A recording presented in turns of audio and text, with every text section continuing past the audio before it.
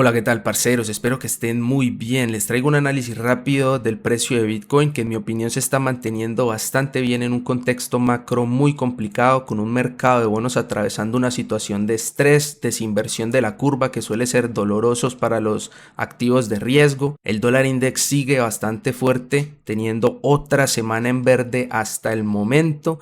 Ya sería la 12ª vela consecutiva en verde, si es que la termina en verde, y pues el único momento comparable en la historia reciente fue en el 2014, donde tuvo una secuencia también bastante impresionante, pero no se salvó de tener sus correcciones de 2 a 3 semanas, tuvo sus correcciones en toda esa subida. Entonces, a pesar de que el dólar index puede seguir sólido durante los próximos meses, todavía no descarto que se vengan un par de semanas al menos de corrección que les dé un alivio a los activos de riesgo y les permita tal vez tener un rebote, principalmente a las bolsas y algunas acciones en particular que han tenido retrocesos bastante fuertes. En el caso de Bitcoin, como les digo, me parece que el precio se ha mantenido bastante sólido. Empezó la semana intentando un movimiento alcista que también coincidía con inicio de mes, pero que fue rechazado desde la zona de los 28.500 aproximadamente.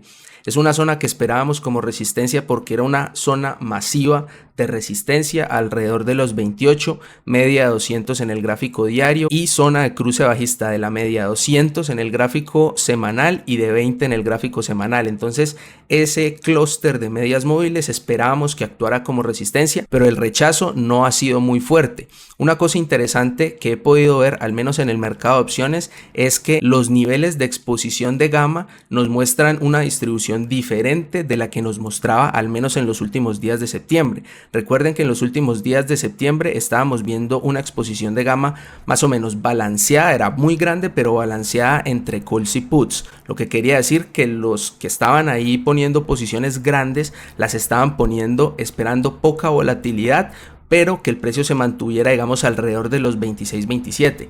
En este momento la distribución es diferente, hay muchas posiciones de calls vendidos en la zona de $28,000, la mayoría de estos calls son para más corto plazo. Vemos que si ponemos desde las expiraciones más lejanas la exposición de gamma, vemos que la distribución va más o menos por los 30,000. Si vamos hasta noviembre, la distribución de exposición de gamma tiene mayor pico en 30,000 y empieza a subir porque ahí empieza a tener mayor impacto gamma en las posiciones de más corto plazo. Si ponemos las de octubre, pues ya vemos que hay una cantidad de posiciones acumuladas en 28 de cuidado. Entonces aquí lo que nosotros vemos es que hay muchos calls vendidos en 28, lo cual es una postura bajista que espera que el mercado se mantenga por debajo de 28, pero no catastrófica, es decir, no es una posición bajista como igual a comprar un put, simplemente no esperan que el mercado esté por encima de 28, pero lo que más les convendría es que se mantenga cerca a los 28.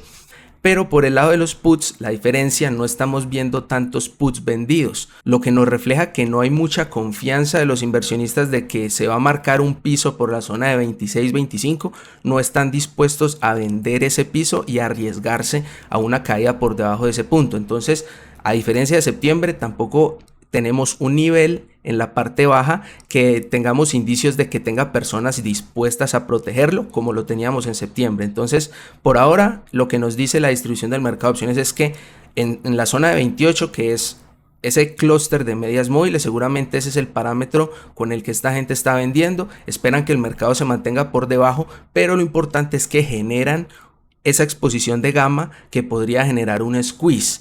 Una ballena con bastante personalidad y pues bastante capital, por así decirlo, que intente un movimiento alcista y perfore los 28, podría obligar a todos estos calls vendidos de aquí a cubrirse comprando, lo cual podría acelerar un eventual movimiento alcista.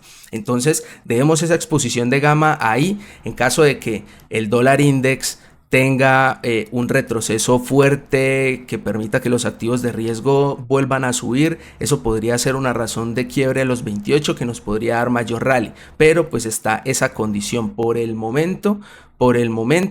La condición en el gráfico diario, en mi opinión, es más bien neutral entre la media de 200 y la media de 20.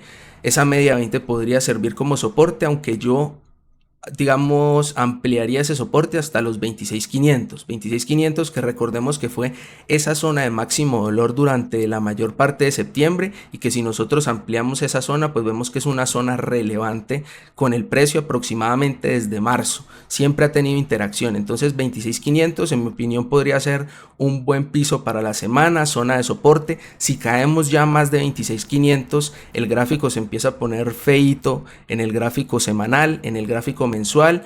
Aprovechando para ver cómo empezó el mes, empezó por encima de las medias móviles, todavía está por encima de la media tanto de 20 como de 50 meses, lo cual es también positivo. Entonces vamos a ver qué es lo que pasa con Bitcoin durante los próximos días, si logra un rompimiento de los 28 que obligue a estos calls a comprar. Con ese escenario, si definitivamente vemos un squeeze, podríamos ver rápido un rebote tal vez de 28 a 30 o de 28 a 31, esta zona parte alta del rango, pero que no espero que en caso tal de que pase la rompa en un primer intento. Entonces en caso de que veamos un impulsillo a 30 o 31, igual esperaría durante las próximas semanas un retroceso a la media de 200 ahora para testearla como soporte, y esa creo que podría ser una buena zona para un movimiento alcista.